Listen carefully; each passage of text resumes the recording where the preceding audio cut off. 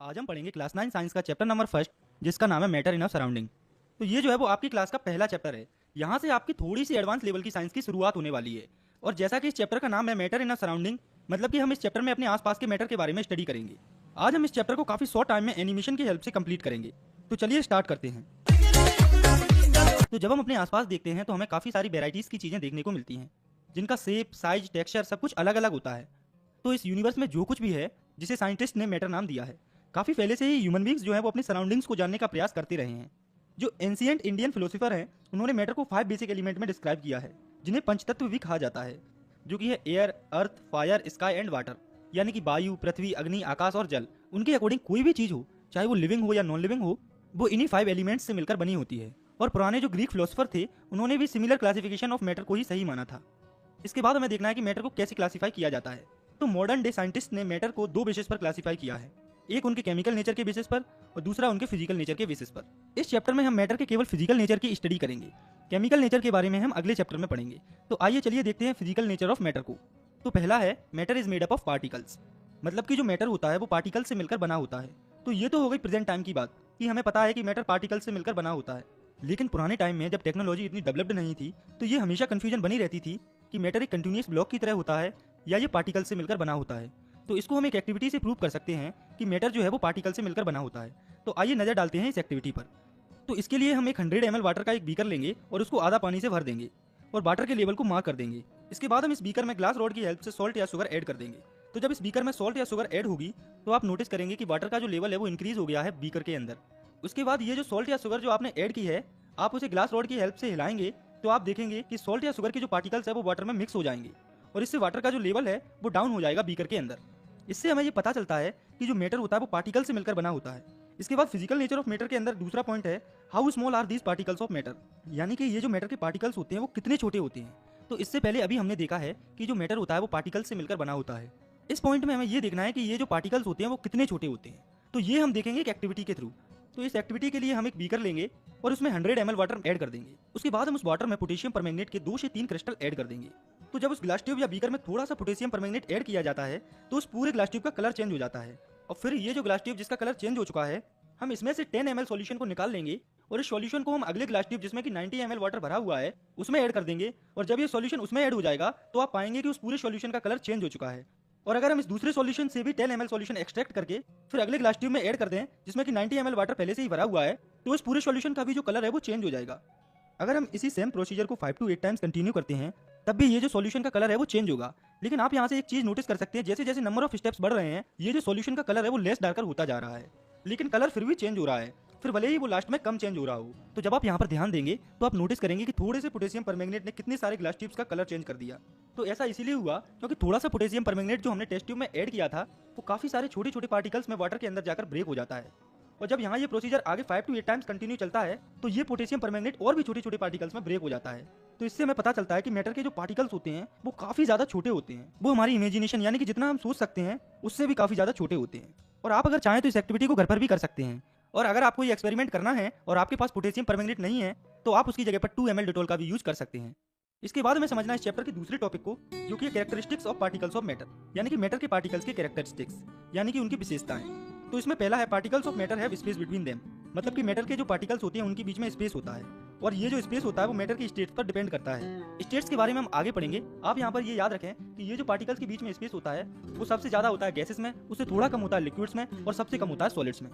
इसके बाद मैटर के पार्टिकल्स का दूसरा कैरेक्टरिस्टिक्स है particles of matter are continuously moving, मतलब कि मैटर के जो पार्टिकल्स होते हैं वो कंटिन्यूअसली मूव करते रहते हैं। और वे इसीलिए मूव करते हैं क्योंकि उनके अंदर काइनेटिक एनर्जी होती है। और ये जो काइनेटिक एनर्जी होती है मैटर के पार्टिकल्स के अंदर, वो टेम्परेचर के इंक्रीज होने से इंक्रीज होती है। यानी कि जब टेम्परेचर हाई होता है तो मैटर के पार्टिकल तेजी से मूव करते हैं, और जब टेम्परेचर लो होता है तो मैटर के पार्टिकल स्लोली मूव करते हैं। और ये जो पार्टिकल्स का मूवमेंट होता है वो कम होता है सॉलिड्स में, उससे ज्यादा होता है लिक्विड्स में और सबसे ज्यादा होता है गैसेस में। इसके बाद इनका तीसरा कैरेक्टरिस्टिक्स है particles of matter attract each other, मतलब कि मैटर के जो पार्टिकल्स होते हैं वो एक दूसरे को अट्रैक्ट करते हैं। और ये जो अट्रैक्शन होता है मैटर के पार्टिकल्स के बीच में, वो सबसे कम होता है सॉलिड्स में, उससे कम होता है लिक्विड्स में और सबसे कम होता है गैसेस में। और बात करें मैटर के पार्टिकल की चौथी कैरेक्टरिस्टिक की, तो वो हो जाएगी particles of matter are very small, मतलब कि मैटर के जो पार्टिकल्स होते हैं वो काफी ज्यादा छोटे होते हैं। और वे कितने छोटे होते हैं ये हम एक एक्टिविटी के थ्रू पहले ही देख चुके हैं। इसके बाद आगे हमें देखना है मैटर की स्टेट्स को, यानी कि फॉर्म को। तो जो मैटर होता है वो 3 डिफरेंट स्टेट्स में पाया जाता है, क्योंकि ये सॉलिड, लिक्विड और गैसेस। तो अब आपके माइंड में एक क्वेश्चन आना चाहिए या आया होगा कि आखिर मैटर 3 स्टेट्स में क्यों पाया जाता है, एक ही स्टेट में क्यों नहीं पाया जाता। तो ऐसा होता है मैटर के पार्टिकल्स के अंदर जो वेरिएशन होता है उसके कारण। तो चलिए आगे हम मैटर के इन तीनों स्टेट्स की प्रॉपर्टी को अच्छे से समझ लेते हैं। तो मैटर की पहली स्टेट है सॉलिड्स। तो सॉलिड्स मैटर की वो स्टेट होती है जिसका एक डेफिनेट शेप होता है और वॉल्यूम फिक्स्ड होता है। इसके साथ साथ इनकी जो बाउंड्रीज होती हैं वो भी फिक्स होती हैं। और जो सॉलिड्स होते हैं वो रिजिड और इनकम्प्रेसिबल होते हैं। मतलब कि सॉलिड्स होते हैं वो रिजिड यानी कि हार्ड होते हैं। इसी के साथ सॉलिड्स इनकम्प्रेसिबल भी होते हैं, यानी कि हम इन्हें आगे कंप्रेस नहीं कर सकते हैं। फॉर एग्जाम्पल जैसे कि एक टेबल है वो सॉलिड है तो उसका जो शेप है वो हमेशा फिक्स होता है। इसके साथ टेबल का जो वॉल्यूम और बाउंड्रीज हैं वो भी हमेशा फिक्स होंगी। इसके बाद सॉलिड्स की चौथी प्रॉपर्टी है the force of attraction between the particles of solids are strongest among all states of matter. मतलब कि सॉलिड के पार्टिकल्स के बीच में जो फोर्स ऑफ अट्रैक्शन होता है वो सबसे ज्यादा होता है या फिर हायर होता है लिक्विड्स और गैसेस से। इसके बाद हमें देखना है मैटर की दूसरी स्टेट को जो कि है लिक्विड्स। तो लिक्विड्स मैटर की वो स्टेट होती है जिसका शेप फिक्स नहीं होता पर वॉल्यूम फिक्स होता है। जैसे कि मान लो आपके पास 1 लीटर लिक्विड है तो ये 1 लीटर तो हो गया उस लिक्विड का वॉल्यूम जो कि हर जगह फिक्स रहेगा, चाहे इसे आप किसी भी तरह के कंटेनर या बीकर में डालें। लेकिन यहाँ से आप देखिए अभी जस्ट ऊपर मैंने एक बात कही, लिक्विड्स को हम जिस कंटेनर या बीकर में डालते हैं वो उसका शेप ले लेते हैं, यानी कि इनका शेप फिक्स नहीं होता। इसके साथ साथ लिक्विड्स की जो बाउंड्रीज होती हैं वो भी फिक्स नहीं होती। जैसे कि आप मान लो आपने किसी लिक्विड को किसी सरफेस पर डाल दिया, तो जब आपने लिक्विड्स को किसी सरफेस के ऊपर डाला होगा तो आपने नोटिस किया होगा कि वो लिक्विड अलग अलग डायरेक्शन में सरफेस पर फ्लो कर रहा होगा। तो इससे ये बात बिल्कुल क्लियर होती है कि जो लिक्विड्स होते हैं उनकी बाउंड्रीज क्लियर नहीं होती। इसके बाद लिक्विड्स की तीसरी प्रॉपर्टी है कि उनमें फ्लूइडिटी होती है और वे लो कंप्रेसिबल होते हैं। मतलब कि जो लिक्विड्स होते हैं वो फ्लो कर सकते हैं और वे कंप्रेसिबल होते हैं, यानी हम उन्हें कंप्रेस कर सकते हैं। और ऐसा इसीलिए होता है क्योंकि लिक्विड्स के जो पार्टिकल है वो दूर दूर होते हैं सॉलिड के कंपैरिजन में और पास पास होते हैं गैसेस के कंपैरिजन में। और इसी वजह से जो लिक्विड्स होते हैं वो ज़्यादा कंप्रेसिबल होते हैं सॉलिड से और कम कंप्रेसिबल होते हैं गैसेस से। और लिक्विड्स की चौथी प्रॉपर्टी है the force of attraction between liquid particle is weaker then solid and stronger than gases. मतलब कि लिक्विड्स के पार्टिकल के बीच में जो फोर्स ऑफ अट्रैक्शन होता है वो वीक होता है सॉलिड से और स्ट्रॉन्ग होता है गैसेस से। इसके बाद हमें देखना है मैटर की तीसरी स्टेट को जो कि है गैसेस। तो गैसेस जो है वो मैटर की वो स्टेट होती है जिसका ना ही शेप फिक्स होता है और ना ही वॉल्यूम फिक्स होता है। और बात करें इसकी दूसरी प्रॉपर्टी की तो जो गैसेस होती हैं उनकी बाउंड्रीज फिक्स नहीं होती। इसके बाद गैसेस की अगली प्रॉपर्टी है गैसेस है fluidity and are highly compressible. मतलब कि जो गैसेस होती है वो ज़्यादा अच्छे से फ्लो करती हैं लिक्विड्स के कंपैरिजन में। और ये तो आप नॉर्मली भी समझ सकते हैं क्योंकि हमारे ऑलमोस्ट पूरे एनवायरनमेंट में गैसेस ही फ्लो करती हैं। इसके साथ गैसेस जो है वो सबसे ज़्यादा कंप्रेसिबल होती हैं, यानी कि हम गैसेस को बहुत ज़्यादा कंप्रेस कर सकते हैं। और ऐसा इसीलिए होता है क्योंकि गैसेस के जो पार्टिकल्स होते हैं वो काफ़ी दूर दूर होते हैं। और गैसेस की प्रॉपर्टी का चौथा पॉइंट है force of attraction between gases particles is much weaker then those of solid and liquid. मतलब कि गैसेस के पार्टिकल्स के बीच में जो फोर्स ऑफ अट्रैक्शन होता है वो काफ़ी कम होता है सॉलिड्स और लिक्विड्स के कंपैरिजन में। समझना है चैप्टर के अगले काफी इंपोर्टेंट टॉपिक को जो कि है can matter change it's state. मतलब कि क्या ये जो मैटर होता है वो अपनी स्टेट को चेंज कर सकता है। तो इस टॉपिक या क्वेश्चन का आंसर आप खुद भी दे सकते हैं। तो अब आप कहेंगे कि कैसे दे सकते हैं, वो ऐसे कि आपने वाटर को कितने फॉर्म्स में देखा है। तो इसका आंसर है 3 फॉर्म्स या 3 स्टेट। 3 स्टेट में ना सही, लेकिन आपने वाटर को 2 स्टेट जो कि है आइस जो कि सॉलिड स्टेट होती है और दूसरी है नॉर्मल वाटर जो कि लिक्विड स्टेट होती है उसमें जरूर देखा होगा। और आपने एक चीज नोटिस की होगी कि वेस्टर्न कंट्रीज में ठंडी जगहों पर जैसे ही विंटर सीजन आता है वहाँ पर ऑलमोस्ट पूरा का पूरा जो वाटर है वो आइस में कन्वर्ट हो जाता है। और सिर्फ लिक्विड वाटर ही नहीं, जो वाटर एटमॉस्फेयर में होता है वेपर्स के फॉर्म में वो भी आइस में कन्वर्ट हो जाता है। इसीलिए ठंडी जगहों पर विंटर्स में काफी बर्फ पड़ती है। और जैसे ही विंटर्स का सीजन निकल जाता है और समर्स का सीजन आ जाता है तो ये जो ग्लेशियर्स या आइस होती है वो पिघल जाती है या मेल्ट हो जाती है। तो यहाँ पर नोटिस करने वाली बात यह है कि ये जो मैटर की स्टेट चेंज हो रही है वो टेम्परेचर में चेंज होने की वजह से हो रही है। तो यहाँ से एक बात तो क्लियर है कि मैटर की जो स्टेट होती है वो चेंज हो सकती है। और ये एग्जांपल अभी आपने ऊपर देखा है उसमें मैटर की जो स्टेट है वो टेम्परेचर में चेंज होने की वजह से चेंज हो रही है। ऐसे ही मैटर की जो स्टेट है वो मेनली 2 रीजंस की वजह से चेंज होती है जो कि है चेंज इन टेम्परेचर और दूसरी है चेंज इन प्रेशर। तो चलिए पहले समझते हैं चेंज इन टेम्परेचर को। तो ये तो हम पहले ही समझ चुके हैं कि जैसे जैसे टेम्परेचर बढ़ता है तो मैटर के पार्टिकल्स की काइनेटिक एनर्जी बढ़ती है जिसकी वजह से जो मैटर की स्टेट है वो चेंज हो जाती है। तो ये तो हमने देख लिया कि मैटर की जो स्टेट है वो चेंज होती है टेम्परेचर के साथ। अब हमें देखना है कि ये स्टेट कैसे चेंज होती है। तो आप मान लो कि आपके पास कोई मैटर है सॉलिड स्टेट में और अगर आप वहाँ पर टेम्परेचर इंक्रीज कर देते हैं तो काइनेटिक एनर्जी की वजह से मैटर की ये जो स्टेट है वो लिक्विड स्टेट में कन्वर्ट हो जाएगी। और वहीं पर अगर आप उस टेम्परेचर को और बढ़ाते हैं तो जो मैटर की ये लिक्विड स्टेट है वो गैस में कन्वर्ट हो जाएगी। और अगर आप उस टेम्परेचर को दोबारा से कम करते हैं तो ये जो स्टेट है मैटर की वो दोबारा रिवर्स हो जाएगी। इसको और अच्छे से समझने के लिए आप नजर डालिए इस डायग्राम पर। इसमें मैटर के इंटर कन्वर्जन को अच्छे से एक्सप्लेन किया गया है। तो आप इसमें देखिए तो मैटर की सॉलिड स्टेट से लिक्विड स्टेट में कन्वर्ट होने की जो प्रोसेस होती है उसे फ्यूजन कहा जाता है। और ये जो फ्यूजन की प्रोसेस होती है ये टेम्परेचर के इंक्रीज होने के कारण होती है। और आपको ये पता होना चाहिए कि सिर्फ सॉलिड्स ही लिक्विड्स में कन्वर्ट नहीं होते, लिक्विड्स भी सॉलिड में कन्वर्ट हो सकते हैं। तो मैटर के लिक्विड स्टेट की सॉलिड स्टेट में जो कन्वर्जन होती है उस प्रोसेस को सॉलिडिफिकेशन कहा जाता है।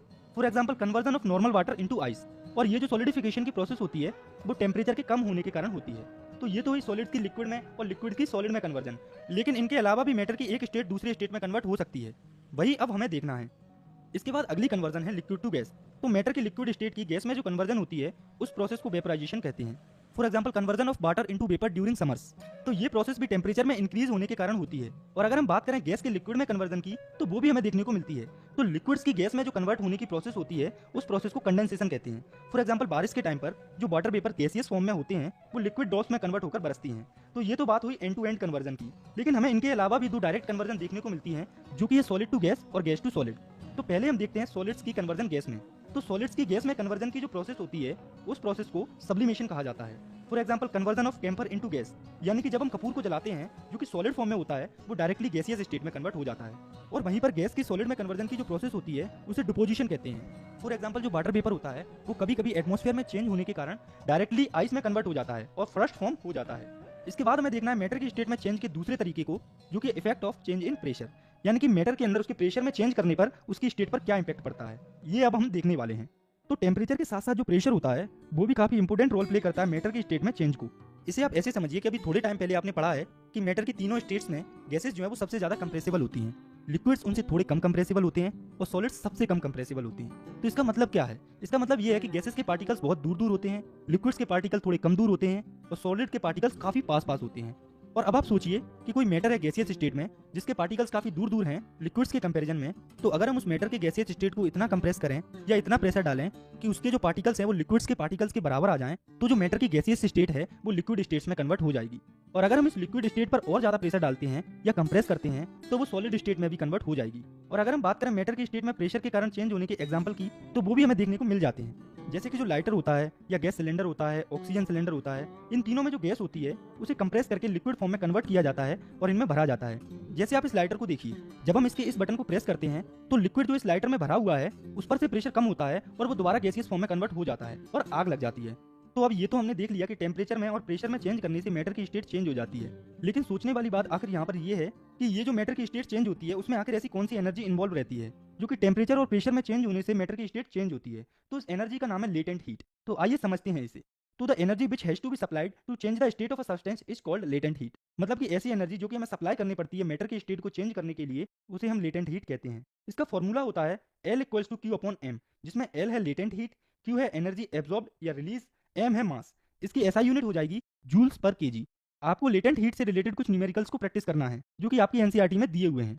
इसके बाद आगे हमें समझना है छोटे बट काफी इंपोर्टेंट टॉपिक को, जो कि है टेम्परेचर। तो temperature is the measure of degree of hotness of a body. मतलब कि टेम्परेचर होता है किसी भी गिवन बॉडी की हॉटनेस को मेजर करने का मीडियम। और अगर बात करें इसकी SI यूनिट की, तो वो होगी केल्विन। लेकिन टेम्परेचर को केल्विन के साथ दो अदर यूनिट में भी मेजर किया जाता है, जो कि है डिग्री सेल्सियस और फ़ारेनहाइट। और टेम्परेचर जो है वो थर्मामीटर से मेजर किया जाता है। आपने डॉक्टर के पास थर्मामीटर को जरूर देखा होगा, जो कि बुखार या आपके बॉडी टेम्परेचर को मेजर करता है। आगे हमें समझना है टेम्परेचर की तीनों यूनिट्स के रिलेशन के बारे में। तो इसके लिए हम तीनों यूनिट्स के पर्टिकुलर कॉलम बना लेंगे। तो आइए देखते हैं इनके रिलेशन को। तो एक केल्विन बराबर होता है टेम्परेचर इन सेल्सियस प्लस 273.15। मतलब कि अगर टेम्परेचर डिग्री सेल्सियस में दिया है और आपको उसे केल्विन में कन्वर्ट करना है, तो आप उसमें सिंपली 273 ऐड कर देंगे। तो 0.15 को यहाँ पर कुछ टाइम के लिए आपको इग्नोर करना है।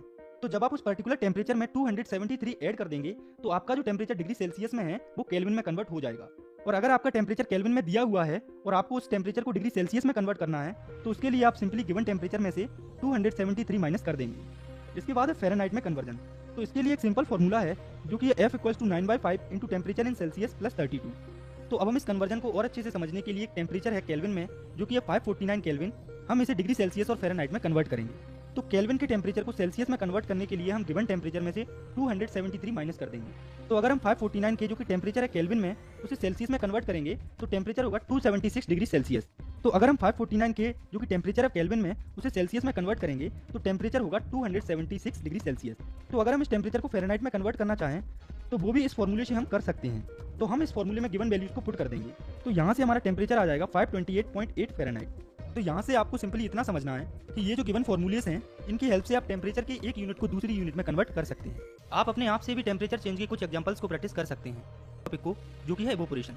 तो आपने एक चीज़ कभी ना कभी नोटिस की होगी कि गर्मियों के दिनों में या समर्स में जो नदियाँ, तालाब या और भी कोई वाटर का सोर्स होता है, उसमें वाटर लेवल कम हो जाता है। तो ऐसा इसलिए होता है क्योंकि समर्स में जो वाटर होता है वो इवोपोरेट हो जाता है टेम्परेचर के बढ़ने से। लेकिन यहाँ पर सोचने वाली बात यह है कि हम सब जानते हैं कि जो वाटर होता है वो 100 डिग्री सेल्सियस पर बॉयल होता है, यानी कि 100 डिग्री सेल्सियस पर जो वाटर है वो वेपर में कन्वर्ट हो जाता है। लेकिन इसके साथ साथ हम ये भी जानते हैं कि चाहे कितनी भी गर्मी पड़े, एटमॉस्फेयर में टेम्परेचर 50 डिग्री सेल्सियस तक ही रहता है। तो अब हमें जानना यह है कि आखिर ऐसा क्या होता है कि जो वाटर 100 डिग्री सेल्सियस पर लिक्विड से वेपर स्टेट में कन्वर्ट होता है वो काफी कम टेम्परेचर पर लिक्विड से वेपर स्टेट में कन्वर्ट हो जाता है। तो इसका आंसर हमें मिलता है इवोपोरेशन से। तो आइए नजर डालते हैं इसकी डेफिनेशन पर। तो the phenomena of a change of liquid into vapours at any temperature below its melting point is called evaporation. मतलब कि इवोपोरेशन एक ऐसा फिनोमिना होता है जिसमें जो लिक्विड है वो वेपर में कन्वर्ट हो जाता है उसके बॉइलिंग पॉइंट से किसी भी नीचे वाले टेम्परेचर पर। फॉर एग्जाम्पल समर्स में वाटर जो है वो 100 डिग्री सेल्सियस से नीचे वाले टेम्परेचर पर ही वेपर्स में कन्वर्ट हो जाता है। और आपको इवोपोरेशन के बारे में एक पॉइंट याद रखना है जो कि ये है कि इवोपोरेशन एक सरफेस फिनोमिनन होता है। मतलब कि इवोपोरेशन जो है वो सरफेस पर होता है। इसके बाद हम समझेंगे कि इवोपोरेशन कैसे होता है और क्यों होता है। तो इसके लिए हम एक बीकर ले लेंगे और उसमें वाटर भर देंगे। तो ये जो वाटर इस बीकर में भरा हुआ है इसके पार्टिकल्स की एनर्जी में कुछ ना कुछ डिफरेंस होगा और मोस्ट प्रोबेबली जो पार्टिकल सरफेस की तरफ होते हैं उनकी एनर्जी थोड़ी सी ज्यादा होती है। और उनकी एनर्जी ज्यादा होने की वजह से थोड़ा सा टेम्परेचर बढ़ने से ये जो पार्टिकल्स होते हैं सरफेस पर वो कम टेम्परेचर पर ही इवोपोरेट हो जाते हैं। इसके बाद हमें समझना फैक्टर्स अफेक्टिंग इवोपोरेशन। मतलब कि इवोपोरेशन किन फैक्टर्स पर डिपेंड करता है। तो इवोपोरेशन मोस्टली 5 फैक्टर्स पर डिपेंड करता है जिन्हें हमें एक एक करके समझना है। तो पहला है नेचर ऑफ लिक्विड। तो जो इवोपोरेशन होता है वो लिक्विड के नेचर पर काफी डिपेंड करता है। जैसे कि जो ईथर होता है उसका बॉइलिंग पॉइंट होता है 34.6 डिग्री सेल्सियस और वाटर का बॉइलिंग पॉइंट होता है 100 डिग्री सेल्सियस। तो ये तो स्वाभाविक सी बात है कि जो ईथर होगा उसका इवोपोरेशन ज्यादा होगा वाटर के कंपैरिजन में, क्योंकि ईथर का जो बॉइलिंग पॉइंट है वो काफी कम होता है वाटर के कंपैरिजन में। यहाँ पर आपको बस इतना याद रखना है, the lower the boiling point higher will be the rate of evaporation. मतलब कि किसी भी लिक्विड का बॉइलिंग पॉइंट जितना कम होगा उसका रेट ऑफ इवोपोरेशन उतना ही ज्यादा होगा। इसके बाद दूसरा फैक्टर है सरफेस एरिया। तो जो इवोपोरेशन होता है वो डायरेक्टली प्रोपोर्शनल होता है सरफेस एरिया पर। मतलब कि किसी भी लिक्विड का सरफेस एरिया जितना ज्यादा होगा उसका इवोपोरेशन उतना ही जल्दी होगा। फॉर एग्जांपल आपके पास गर्म दूध है, आप उस दूध को 2 बीकर्स में भरिए। एक बीकर होगा गिलास और दूसरा होगा थाली। जब आप बराबर दूध को दोनों बीकर्स में डालेंगे तो आप नोटिस करेंगे जो दूध आपने थाली में डाला है वो जल्दी ठंडा हो जाएगा गिलास वाले दूध के कंपैरिजन में। और ऐसा इसीलिए होता है क्योंकि थाली का जो सरफेस एरिया होता है वो काफी ज्यादा होता है गिलास के कंपैरिजन में। आपको बस इस पॉइंट में इतना याद रखना है, the more is the surface area more will be the rate of evaporation. इसके बाद तीसरा फैक्टर जिस पर इवोपोरेशन डिपेंड करता है वो है टेम्परेचर। तो जो इवोपोरेशन होता है वो डायरेक्टली प्रोपोर्शनल होता है टेम्परेचर के। इसका मतलब ये हुआ कि टेम्परेचर जितना ज्यादा होगा इवोपोरेशन भी उतना ही ज्यादा होगा। तो ये तो आपने भी नोटिस किया होगा कि जब समर्स में टेम्परेचर बढ़ जाता है तो वाटर जो है वो वेपर्स में कन्वर्ट होने लगता है। ऐसा इसलिए होता है क्योंकि टेम्परेचर के बढ़ने से लिक्विड्स के पार्टिकल्स की काइनेटिक एनर्जी बढ़ जाती है जिससे वो सरफेस पर ज्यादा तेजी से मूव करने लगते हैं और भी वेपर्स में कन्वर्ट हो जाते हैं। इसके बाद बात करें चौथे फैक्टर की जिस पर इवोपोरेशन डिपेंड करता है वो है विंड वेलोसिटी। तो जो विंड वेलोसिटी होती है वो डायरेक्टली प्रोपोर्शनल होती है इवोपोरेशन की। मतलब कि जैसे जैसे हवा का बहाव तेज होता है इवोपोरेशन की जो स्पीड है वो भी बढ़ जाती है। इसे आप ऐसे समझो कि जब आप छत पर कपड़े सुखाने के लिए डालते हैं तो कपड़े कब जल्दी सूखते हैं, जब हवा तेज चलती है या फिर जब हवा बिल्कुल धीरे धीरे चलती है। तो इसका आंसर बिल्कुल सिंपल है कि जब हवा तेज चलेगी तब कपड़ा जल्दी सूखेगा। कहने का मतलब ये है the more will be the speed of wind more will be rate of evaporation. मतलब कि हवा जितनी तेज चलेगी इवोपोरेशन भी उतना ही फास्ट होगा। इसके बाद पांचवा फैक्टर है ह्यूमिडिटी।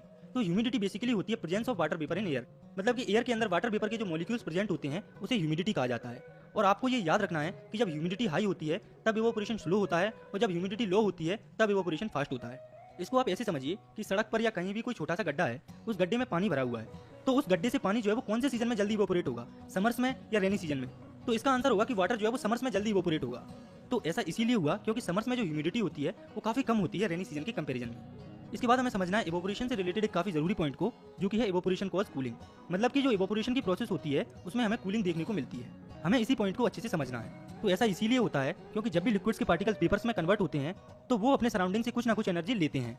और जब इवोपोरेशन होता है तो लिक्विड ने इवोपोरेट होने के लिए सराउंडिंग से जो एनर्जी ली है उसका लॉस हो जाता है और उसी वजह से हमें कूलिंग देखने को मिलती है। फॉर एग्जाम्पल जब हम हाथ पर पेट्रोल लेते हैं तो जब वो पेट्रोल इवोपोरेट होता है तो हमें हाथ पर ठंडा ठंडा महसूस होता है। तो ऐसा इसलिए होता है क्योंकि जो पेट्रोल होता है वो हाथ की हीट एनर्जी को यूज करता है पेट्रोल को इवोपोरेट करने के लिए। सेम कूलिंग हमें देखने को मिलती है जब हम एक्सरसाइज करते हैं, हमें पसीना आता है। तो जब पसीना इवोपोरेट होता है तो हमें पूरी बॉडी पर काफी ठंडा ठंडा महसूस होता है। तो वो भी हमें इवोपोरेशन की प्रोसेस की वजह से ही देखने को मिलता है। इसके बाद हमें देखना है तो काफी इंपोर्टेंट क्वेश्चन को जो कि इस चैप्टर में दिए हुए हैं। तो पहला क्वेश्चन है why should we wear cotton clothes in summer. मतलब कि हमें गर्मियों में कॉटन के कपड़े क्यों पहनने चाहिए। तो इसका आंसर है कि समर्स में हमारी बॉडी कूल रहने के लिए नॉर्मल से काफी ज्यादा पसीना बहाती है और जो कॉटन होता है वो काफी अच्छा वाटर एब्जॉर्बर होता है जिससे जो स्वेट होता है वो आसानी से इवोपोरेट हो जाता है। और इसी के साथ जो कॉटन क्लॉथ्स होते हैं उनमें छोटे छोटे थ्रेड्स होते हैं जिससे हवा जो है वो आसानी से पास हो पाती है। वहीं पर ये चीज वुलन क्लॉथ्स में देखने को नहीं मिलती, इसीलिए हम जो है समर्स में कॉटन क्लॉथ्स को प्रेफर करते हैं वुलन क्लॉथ्स की जगह पर। इसके बाद सेकंड क्वेश्चन जो कि है why do we see water droplets on the outer surface of glass containing ice cold water. मतलब कि हमें जो ग्लास जिसमें कि काफी ज्यादा ठंडा पानी भरा हुआ होता है उसकी सरफेस पर कुछ पानी की बूंदें देखने को मिलती हैं। तो ऐसा क्यों होता है। तो ऐसा इसीलिए होता है क्योंकि जो वाटर ड्रॉपलेट्स एयर में घूम रहे होते हैं वो जैसे ही ठंडे ग्लास जिसमें वाटर भरा हुआ होता है जब उसके कांटेक्ट में आते हैं तो वो अपनी एनर्जी को लूज कर देते हैं और वो लिक्विड स्टेट में कन्वर्ट हो जाते हैं जिन्हें हम एज अ वाटर ड्रॉपलेट देखते हैं ग्लास पर। इसके बाद हम लेते हैं थोड़ी सी एडिशनल नॉलेज और समझते हैं मैटर की 2 और स्टेट्स के बारे में जिन्हें रिसेंट टाइम में ही साइंटिस्ट ने डिस्कवर किया है। तो मैटर की जो दो नई स्टेट्स जिनके बारे में हमें जानना है, उसमें पहली है प्लाज्मा और दूसरी है बोस-आइंस्टाइन कंडेंसेट, जिसे बीईसी भी कहा जाता है। तो पहले हम समझते हैं प्लाज्मा के बारे में। तो प्लाज्मा मैटर की वो स्टेट होती है जो कि सुपर एनर्जेटिक पार्टिकल से मिलकर बनी होती है। फॉर एग्जाम्पल, आप मान लो कि कोई गैस है, अगर आप उसे काफी ज्यादा हीट एनर्जी देते हैं तो जो वो गैस है वो एनर्जेटिक हो जाती है और प्लाज्मा में कन्वर्ट हो जाती है। लेकिन आपको ये बात याद रखना है कि अपने यहाँ पर प्रैक्टिकली गैस को इतनी हीट एनर्जी देना पॉसिबल नहीं है, इसलिए यहाँ पर ये जो प्लाज्मा है वो फॉर्म नहीं हो पाता। लेकिन जो सन होता है उसके अंदर प्लाज्मा फॉर्म हो जाता है हाइड्रोजन और हीलियम पर हाई हीट एनर्जी पड़ने से। और बात करें प्लाज्मा की डिस्कवरी की, तो प्लाज्मा को सबसे पहले डिस्कवर किया था सर विलियम क्रूक्स ने 22 अगस्त 1879 को। इसके बाद हमें देखना है मैटर की पांचवी स्टेट को, जो कि है बोस-आइंस्टाइन कंडेंसेट। तो मैटर की ये स्टेट बिल्कुल एक्जैक्टली अपोजिट होती है प्लाज्मा से। तो बीईसी तब फॉर्म होती है जब हम गैस को कूल करते हैं अराउंड 1000 टाइम लेस डेंसिटी पर, वो भी सुपर लो टेम्परेचर पर। तो कुछ इस तरह से बीईसी फॉर्म होती है। तो आपको बस इतना याद रखना है कि जब गैस को बहुत ज्यादा हाई टेम्परेचर पर हीट किया जाता है तो वो प्लाज्मा में कन्वर्ट हो जाती है, वहीं पर जब गैस को काफी लो टेम्परेचर पर कूल किया जाता है तब वो बीईसी में कन्वर्ट हो जाती है। तो आपको इस चैप्टर में मैटर की इन दो स्टेट्स के बारे में सिर्फ इतना ही जानना है। इसी के साथ हमारा ये जो चैप्टर है वो यहाँ पर खत्म होता है। आई होप आपको अच्छे से समझ में आया होगा। अगर आपको ये वीडियो अच्छी लगी है तो आप इसे लाइक कर सकते हैं और चाहें तो आप इस चैनल को भी सब्सक्राइब कर सकते हैं।